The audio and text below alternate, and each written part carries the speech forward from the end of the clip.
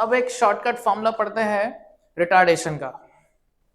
Retardation का मतलब होता है स्पीड डिक्रीज होना, स्पीड डिक्रीजिंग। एक्सेलेरेशन का मतलब होता है स्पीड इंक्रीज होना, रिटार्डेशन का मतलब होता है स्पीड डिक्रीज होना। इसका एक मीनिंग और है, अगर वेलोसिटी राइट साइड है सो एक्सेलेरेशन लेफ्ट साइड होगा, यानी कि एक्सेलेरेशन और वेलोसिटी अपोजिट डायरेक्शन में होंगे। और अगर वेलोसिटी लेफ्ट साइड है तो एक्सेलेरेशन राइट साइड होगा। तो हम यहां मान रहे हैं, वी आर एज्यूमिंग कि वेलोसिटी राइट साइड है तो एक्सेलेरेशन लेफ्ट साइड होगा।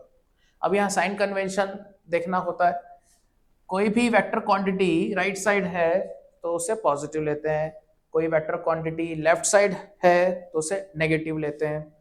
सो अगर मोशन हमारा राइट की तरफ है तो वेलोसिटी पॉजिटिव होगा, लेकिन ये रिटार्डेशन है बिकॉज स्पीड इज डिक्रीजिंग तो एक्सेलेरेशन नेगेटिव हो जाएगा। उसी तरह अगर मोशन लेफ्ट की तरफ है, वेलोसिटी लेफ्ट साइड है और रिटार्डेशन है, स्पीड डिक्रीज हो रहा है, तब एक्सेलेरेशन राइट साइड हो जाएगा, एक्सेलेरेशन पॉजिटिव हो जाएगा। यानी कि दोनों के साइन अपोजिट होंगे, वेलोसिटी पॉजिटिव तो एक्सेलेरेशन नेगेटिव, वेलोसिटी नेगेटिव तो एक्सेलेरेशन पॉजिटिव। कब?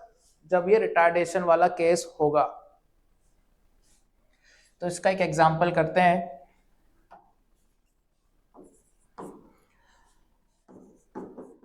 A car initially moving with 20 meter per second comes to rest in 4 seconds.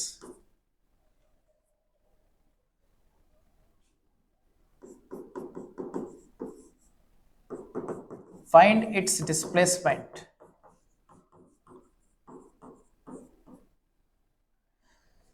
Retardation का मतलब होता है कि स्पीड का डिक्रीज होना। तो जब कार राइट की तरफ जा रही है तो उसकी स्पीड इनिशियली तो ज़्यादा होगी बट टाइम के साथ उसकी स्पीड कम होती जाएगी। इसका एक मतलब होता है कि ब्रेक लगाना, अगर हम ब्रेक लगाते हैं कार में तो उसकी स्पीड कम होती है। सो देखते हैं, जैसे कि ये कार है, कार 20 मीटर पर सेकेंड से जा रही होती है, किसी इंस्टेंट पर हम देखते हैं कि उसकी स्पीड 20 मीटर पर सेकेंड है। अब वो कार जा रही है, कुछ टाइम के बाद उसकी वेलोसिटी 0 हो जाती है, ये रेस्ट पर आ गई, कार कम्स टू रेस्ट। तो उसने कुछ डिस्प्लेसमेंट कवर किया s। अब फाइनल वेलोसिटी 0 है, इनिशियल वेलोसिटी 20। एक्सेलेरेशन का कोई पता नहीं है, एक्सेलेरेशन कितना है नहीं मालूम, क्वेश्चन में दिया नहीं है। डिस्प्लेसमेंट पूछा गया है, what is the displacement, time दिया गया है, time is t is equal to 4 seconds. 4 seconds में कार रेस्ट पर आ जाती है, तो इसका एक डायरेक्ट फॉर्मूला है s is equal to v plus u into t by 2। Displacement is equal to v plus u into t by 2, final velocity plus initial velocity into t by 2। So हम directly यहां put करेंगे। सो final velocity 0 है, initial velocity 20 and time taken is 4, so 4 by 2, so 20 into 4 by 2, so this is 10 into 4, so answer is 40 metre. Displacement 40 metre का है। ये retardation है, car 20 metre per second से जा रही होती है लेकिन ब्रेक लग रहे हैं उसमें, सो फाइनल वेलोसिटी 0 है, तो कितना उसने डिस्प्लेसमेंट किया, और ये 4 सेकेंड का मोशन है। सो हमारे पास डायरेक्ट फॉर्मूला है s is equal to v plus U T by 2।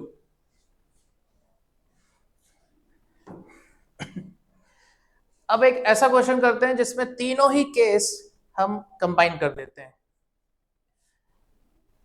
3 parts में आ गया motion, now motion has 3 parts. 3 parts का मतलब पहले वो एक्सेलरेट होगा, फिर कांस्टेंट वेलोसिटी से जाएगा, फिर रिटार्डेशन आएगा। सो this is the first part of the motion. यहां पर उसका डिस्प्लेसमेंट s1 है। मोशन का दूसरा पार्ट, उसका डिस्प्लेसमेंट s2 होगा। मोशन का तीसरा पार्ट s3 डिस्प्लेसमेंट के साथ। लेकिन अभी ये तीनों जो पार्ट्स है इन ये क्या है? तो फर्स्ट पार्ट एक्सेलरेशन वाला पार्ट है, दिस इज एक्सेलरेशन। दूसरा पार्ट है कांस्टेंट वेलोसिटी। तीसरा पार्ट है retardation. Third part is retardation.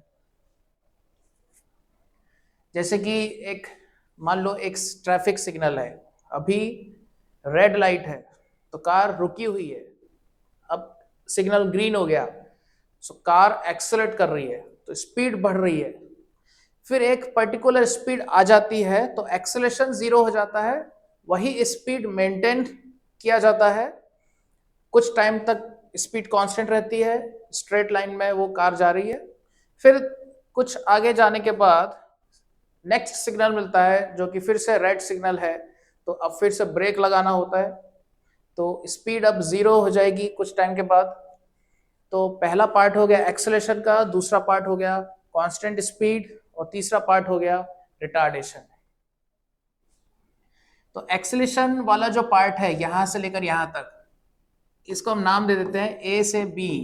ए से बी एक्सेलरेशन हो रहा है, और बी से सी कांस्टेंट वेलोसिटी है, सी से डी रिटार्डेशन है। रिटार्डेशन को डिसीलरेशन भी कह सकते हैं।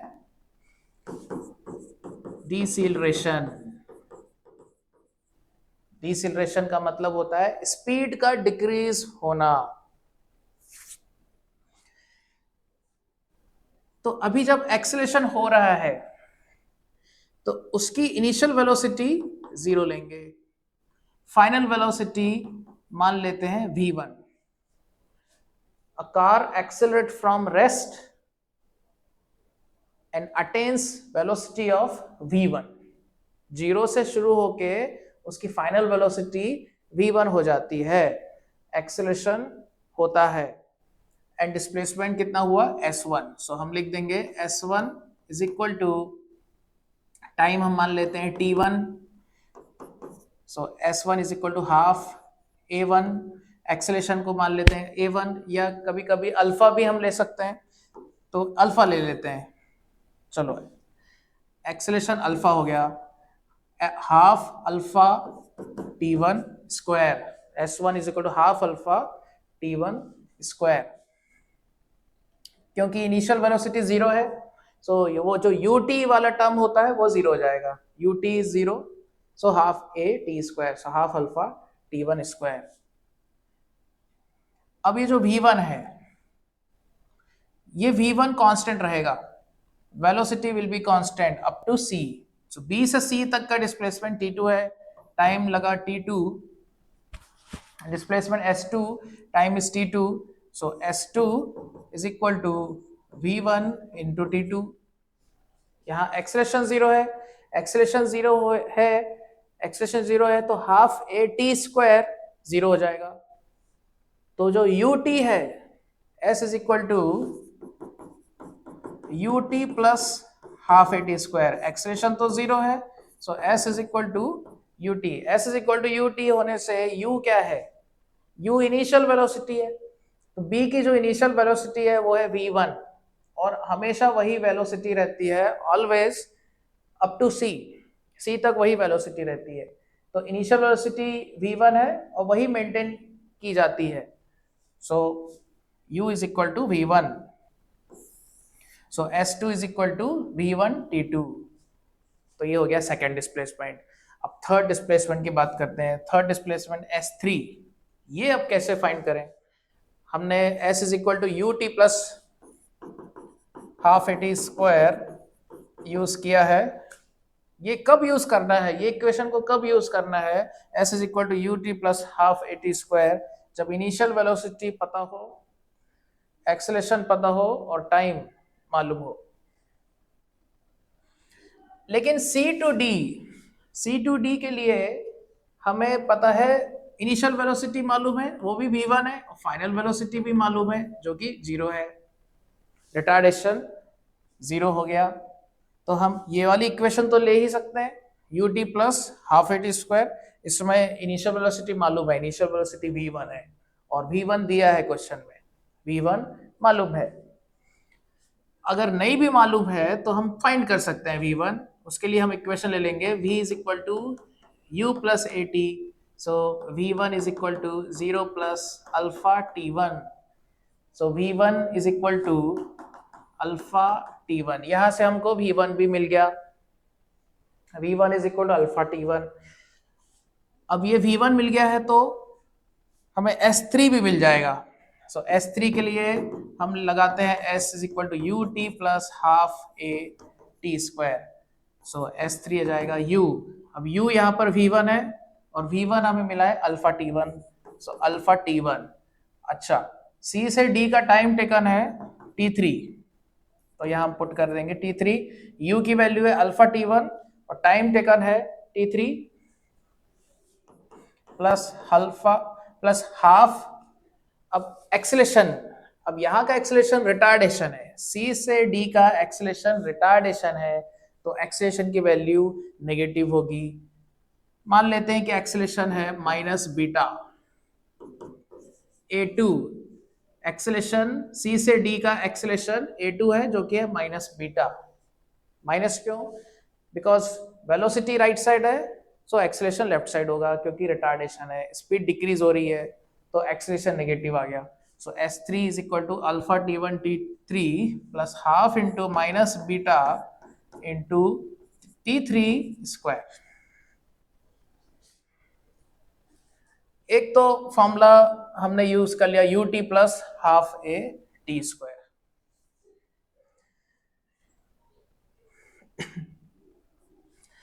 एक फॉर्मूला और है, S is equal to v t minus half a t square, v t minus half a t square. अगर इनिशियल वेलोसिटी मालूम है तो u t plus half a t square, अगर फाइनल वेलोसिटी मालूम है so v t minus half a t square भी हम use कर सकते हैं। So S is equal to S3, so S3 is equal to final velocity जो कि 0 है, so 0 into time taken which is t3 minus half a। now a की value है माइनस बीटा, टाइम की वैल्यू है t3, so S3 is equal to minus half into minus beta, so this is half into beta into t3 square, so S3 is equal to half beta t3 square। यहां से S3 आ रहा है alpha t1 t3 plus half into minus beta into t3 square, ये भी S3 ही है, और S3 की value half beta t3 square भी है। तो यहां पर हमारी जो शॉर्ट ट्रिक है वो ये इक्वेशन है, S is equal to v t minus half a t square. Final velocity पता है तो v t minus half a t square, initial velocity मालूम है तो u t plus half a t square.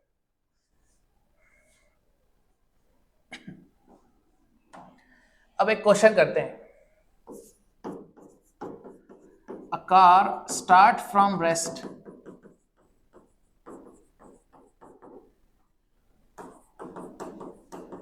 accelerate for 2 seconds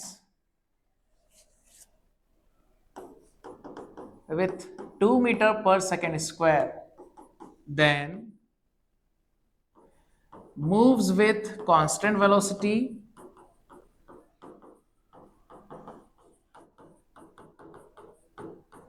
covering 10 meter distance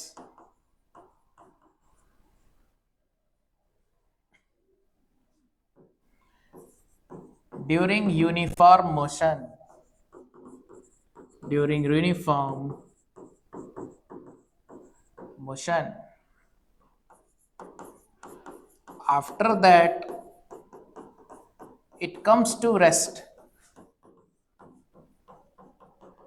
in next 3 seconds. It comes to rest in next 3 seconds.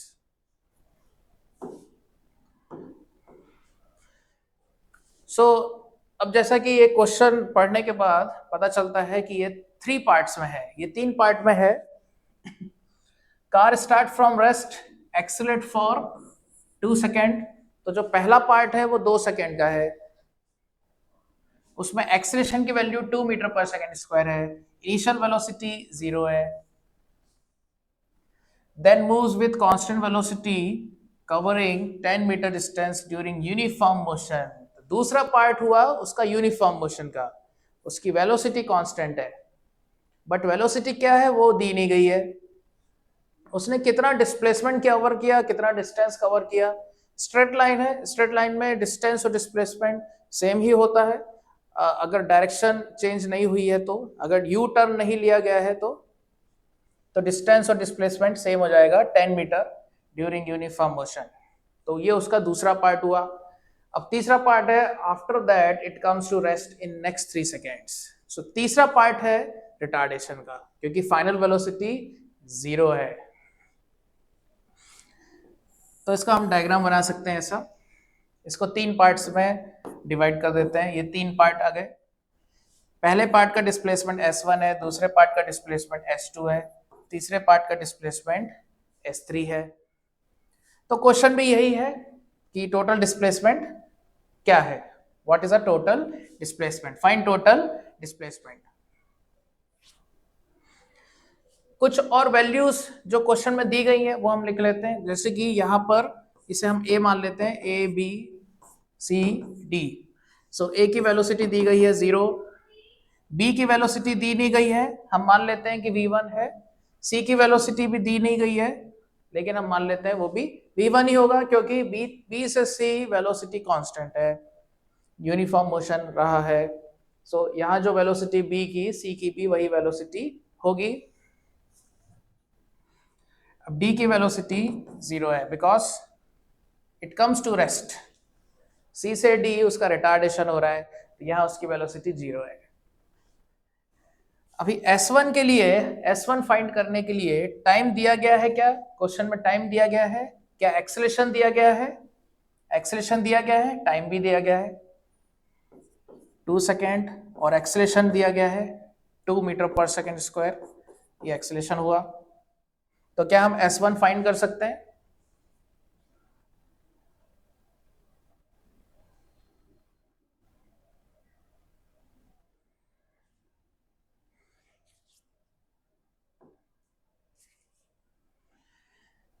So S1 हम लिखेंगे half alpha T square और half alpha T1 square. U0 है, U0 है, time taken है 2 seconds, तो ये हो जाएगा half into 2 square, 2 cancel, so 2 square is 4. So S1 हुआ 4 मीटर. सो जो पहला पार्ट है मोशन का, उसका डिस्प्लेसमेंट मिला 4 मीटर. अब S2 फाइंड करना है.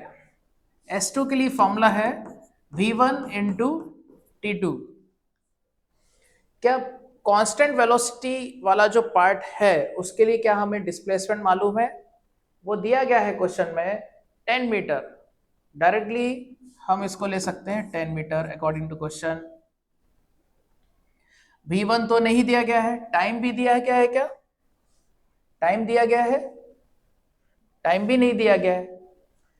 तो लेकिन डिस्प्लेसमेंट डायरेक्टली दिया गया है, it is given B2C displacement 10. अच्छा, V1 तो नहीं दिया गया है, T2 भी नहीं दिया गया. क्या हम V1 फाइंड कर सकते हैं? सो V1 हम फाइंड कर सकते हैं, क्योंकि A से B एक्सेलरेशन हो रहा है. सो A से B V is equal to U plus 80 लगा देंगे. So V1 is equal to 0 plus alpha T1. Alpha की वैल्यू है 2, T1 की वैल्यू है 2, तो V1 मिला 4 metre per second. So V1 is equal to 4 meter per second.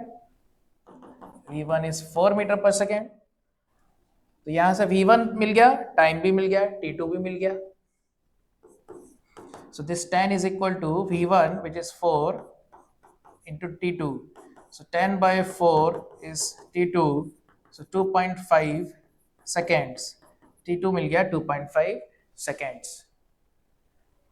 तो S1 हमने कैलकुलेट किया, S2 क्वेश्चन में ही दिया गया है. अगर पूछा जाता कि B से C का टाइम बताओ, तो वो टाइम कैलकुलेट कैसे किया गया है? S2 is equal to V1 T2. V1 की वैल्यू हमने पता की V is equal to U plus AT. A से B के लिए यहां से हमको V1 की वैल्यू पता चल गई, फाइनल वेलोसिटी, और वही वेलोसिटी मेंटेन की गई है. सो S2 हो जाएगा V1T. सो V1 इंटू T2. तो B से C का जो टाइम है वो है T2. So 10 is equal to 4 into T2. So 2.5. T2 is 2.5. अब आ जाते हैं C से D. अब यहाँ S3 है, S3 थर्ड डिस्प्लेसमेंट. हम यहाँ पर S is equal to UT plus half AT square भी यूज करते हैं, S is equal to VT minus half AT square भी यूज करेंगे, और दोनों से चेक करेंगे कि आंसर क्या सेम आ रहा है. एक बार हम निकालते हैं displacement S is equal to UT plus half AT square से, और सेकेंड टाइम हम यूज करेंगे S is equal to VT minus half AT square से. अब S3 फाइंड करना है. उसके लिए दिया क्या क्या है हमें? इनिशियल वेलोसिटी मालूम है, हमने कैलकुलेट कर लिया, V1 कैलकुलेट कर लिया 4. तो C की वेलोसिटी है 4, D की वेलोसिटी है 0. सो इनिशियल वेलोसिटी मालूम है, फाइनल वेलोसिटी मालूम है, टाइम भी मालूम है 3 सेकेंड्स. तो इसके लिए तो डायरेक्ट फॉर्मूला ही हमारे पास है. हम यूज कर सकते हैं S is equal to V plus U into T/2. यहां से जाएगा डायरेक्ट आंसर. जब इनिशियल वेलोसिटी मालूम है, फाइनल वेलोसिटी मालूम है, टाइम टेकन मालूम है T, तो हम यही फार्मूला यूज कर लेते हैं. चलो यूज करते हैं. So final velocity 0, initial velocity 4, time taken है 3 seconds. After that it comes to rest in next 3 seconds. So this is 3/2. So 4 into 3/2 ये हो जाएगा 6 मीटर.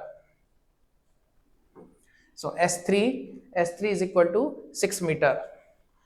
एक बार हम ये फॉर्मूला भी चेक कर लेते हैं. S is equal to UT plus half AT square. अब ये फॉर्मूला अप्लाई करने के लिए एक्सीलरेशन पता होना चाहिए. एक्सीलरेशन तो पता नहीं है, क्वेश्चन में तो दिया नहीं गया है, तो उसके लिए फिर हम V is equal to U plus AT लगा देंगे. V is equal to U plus AT. So final velocity 0, initial velocity 4 plus A into T. C से D का जो टाइम है वो है 3 seconds. So -4 is equal to 3A. So A मिला -4/3. Acceleration तो नेगेटिव ही होगा क्योंकि रिटार्डेशन हो रहा है. वेलोसिटी राइट साइड है तो एक्सेलरेशन लेफ्ट साइड होगा. So acceleration is -4/3. U की वैल्यू है 4. सो 4 इंटू 3 प्लस हाफ A जो कि -4/3 इंटू T स्क्वायर जो कि है 3 स्क्वायर. इसे हम कैलकुलेट करते हैं, आ रहा है 12,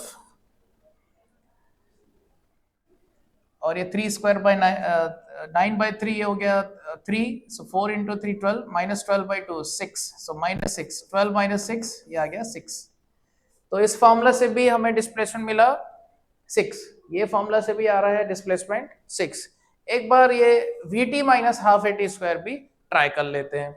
सो S is equal to VT minus half AT square. So final velocity है 0 माइनस हाफ A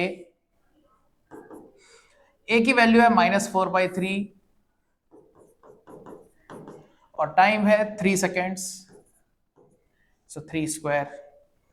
इसे भी हम कैलकुलेट करेंगे. ये 3 स्क्वायर 9, 9/3, 3, 4 इंटू 3 12, 12/2 6, और ये माइनस माइनस मिलके प्लस हो जाएगा.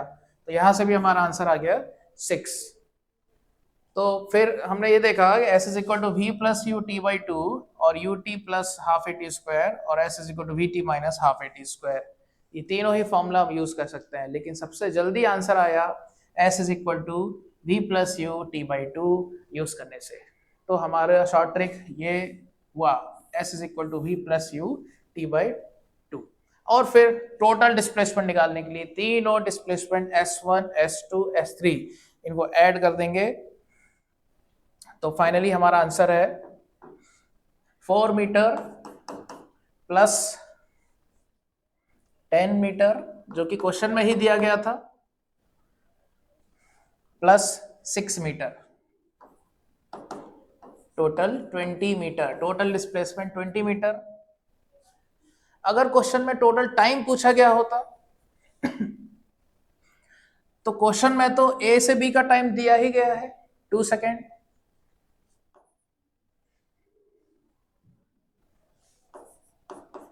प्लस बी से सी का टाइम क्वेश्चन में नहीं दिया गया था, हमने कैलकुलेट किया 2.5 सेकेंड्स। सी से डी का टाइम क्वेश्चन में दिया गया था 3 सेकेंड्स। यहां से टोटल टाइम मिल गया 4.5 प्लस 3 जो कि है 7.5 seconds. Total time is 7.5 seconds. हो सकता है कि इस क्वेश्चन में एवरेज स्पीड पूछ लिया जाए या एवरेज वेलोसिटी पूछ लिया जाए।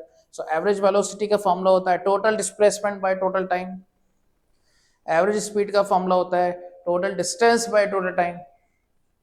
अब इस क्वेश्चन में स्ट्रेट लाइन मोशन है, तो यू टर्न नहीं है, डायरेक्शन का रिवर्स नहीं हुआ है, राइट से लेफ्ट नहीं हुआ है, एक ही डायरेक्शन में वो चलता चला गया मोशन।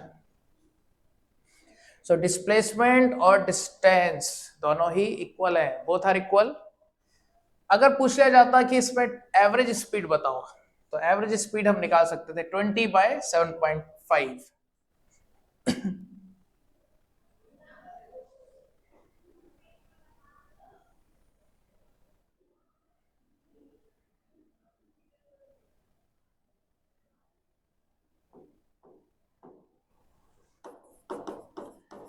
एवरेज स्पीड का फॉर्मूला होता है total distance by total time. Total distance आया 20 मीटर, टोटल टाइम आ गया 7.5 सेकेंड्स। सो ये हो गया 200 बाय 75। इसको 2 इंटू 100 बाय 75 लिख सकते हैं। इसको 25 से कैंसिल किया जाए तो ये 4 टाइम्स, ये 3 टाइम्स, सो 8 बाय 3 मीटर पर सेकेंड, ये आ गया एवरेज स्पीड। और एवरेज वेलोसिटी भी यही होगा, बिकॉज एवरेज वेलोसिटी होता है total displacement by total time, total displacement by total time. So total time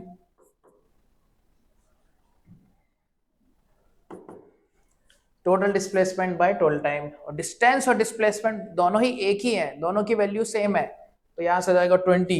so 20 by total time है 7.5, सो वही आंसर हो जाएगा 8 bye 3 metre per second. So average speed और एवरेज डिस्प्लेसमेंट दोनों ही सेम है।